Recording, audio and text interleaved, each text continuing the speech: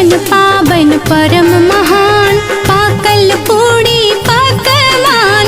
चौरचन पावन परम महान, पाकल पूड़ी पकवान।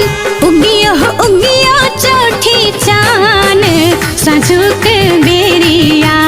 उगियो उगियो चौठी चान, साँझुक बेरिया। चौरचन पावन परम महान, पाकल पूड़ी पकवान। चौरचन पावन परम महान, पाकल पूड़ी पकवान। उगियो उगियो चौठी चान, साँझुक